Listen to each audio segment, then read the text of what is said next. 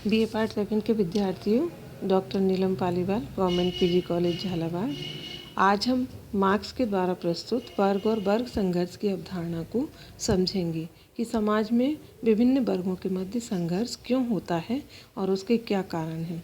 आपने पहले जाना कि मार्क्स समाज में समाजवाद लाना चाहते थे, वर्ग विहीन समाज की स्थापना करना चाहते थे। वे चाहते थे कि समाज में सभी लोग एक समान हों और किसी के मध्य असमानता न हो। वर्ग संघर्ष की धारणा मार्क्स के महत्वपूर्ण विचारों में से एक है।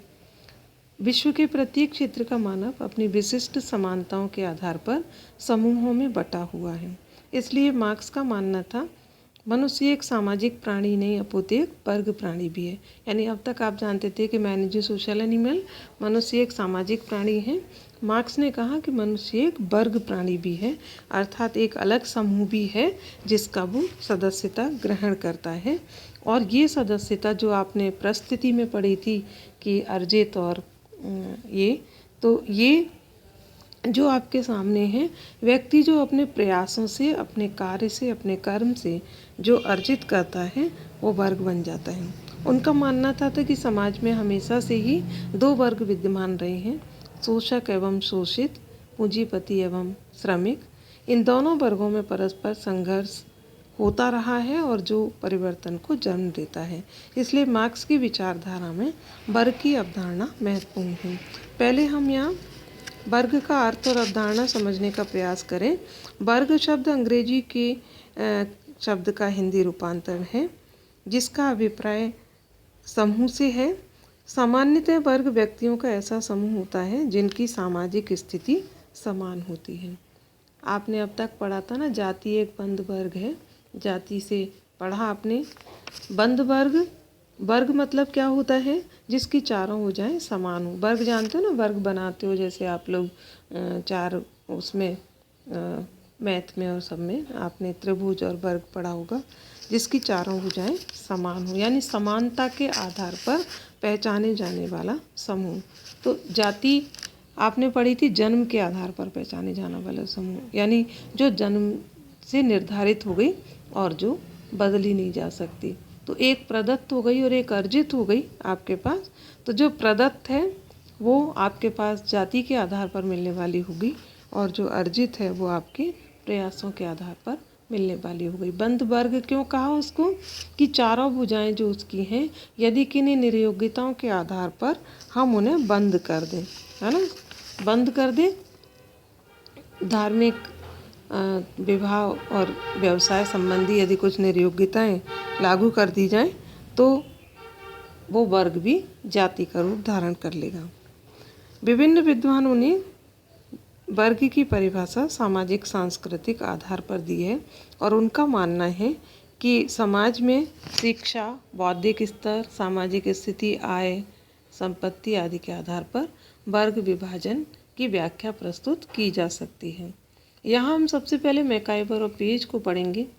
आपको याद होगा फर्स्ट ईयर में जब प्रथम वर्ष में आपने ये पढ़ाई शुरू की थी तो आपको बताया गया था कि मैकाइवर और पेज की अवधारणा के बिना समाजशास्त्र को समझना मुश्किल काम है, क्योंकि मैकाइवर और पेज ने सबसे पहले ये अवधारणा दी कि समाज व्यक्तियों का समूह नहीं है वरन सामाजिक संबंधों की व्यवस्था है।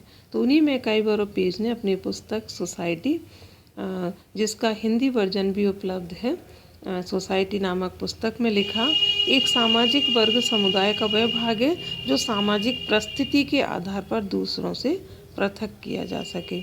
यानी सामाजिक परिस्थिति जो व्यक्ति की है वो एक दूसरे से अलग हो। उस समुदाय में व्यक्ति का क्या हिस्सा है, व्यक्ति का क्या सामाजिक स्थिति है, यानी किसके आधार पर? आय के आधार पर, आयु के आधार पर, संपत्ति के आधार पर, शिक्षा के आधार पर। जैसे आपसे हम कहते हैं विद्यार्थी वर्ग में शिक्षक वर्ग, कलाकार वर्ग, इंजीनियर वर्ग, डॉक्टर वर्ग।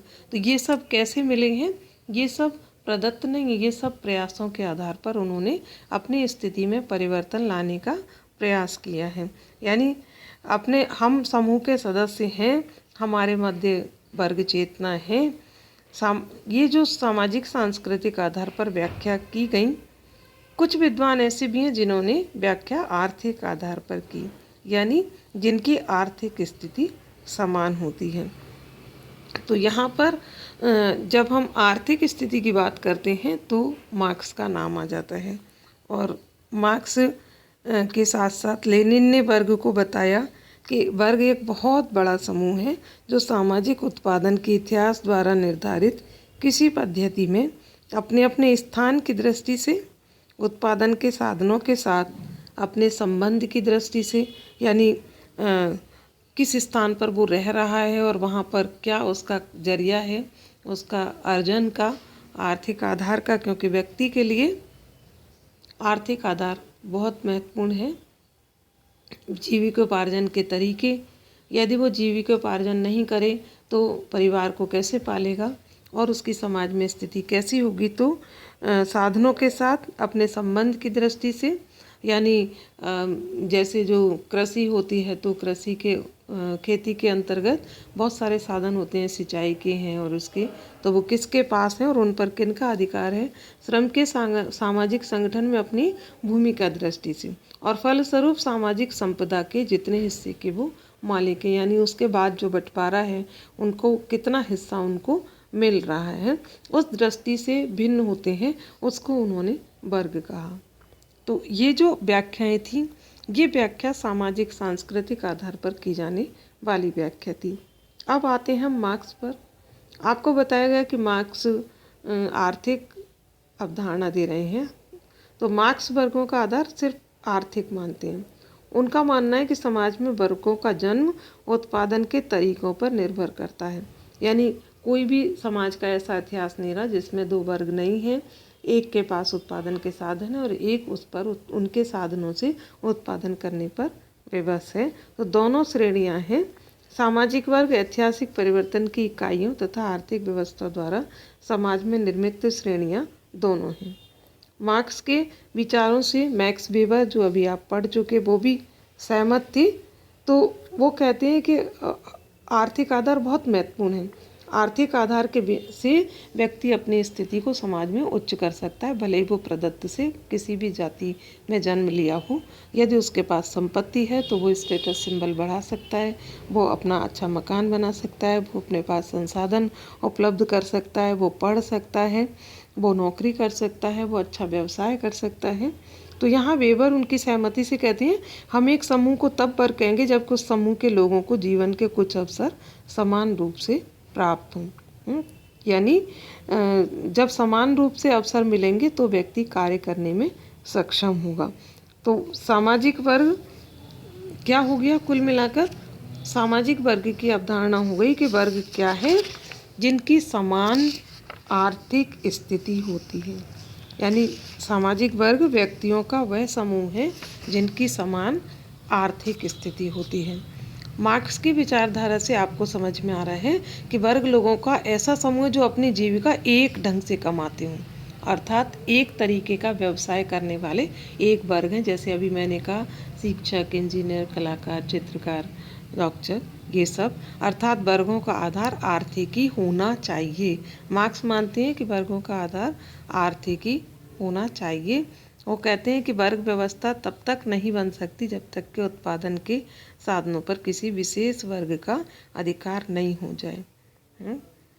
मार्क्स कहते हैं कि आदिम समाज में हम लोग जानते हैं कि कोई वर्ग भेद नहीं था, क्योंकि समाज छोटे छोटे समूहों में विभाजित था और उनकी सभी आवश्यकताएं अपने समूह में पूरी हो जाती थी। जैसे जैसे समाज सरलता से जटिलता की ओर बढ़ा, वैसे ही आवश्यकताएं बढ़ी और श्रम विभाजन का जन्म हुआ। श्रम विभाजन के कारण वस्तुओं के वितरण में अंतर आया और समाज के एक भाग ने उत्पादन के समस्त साधनों पर अधिकार कर लिया।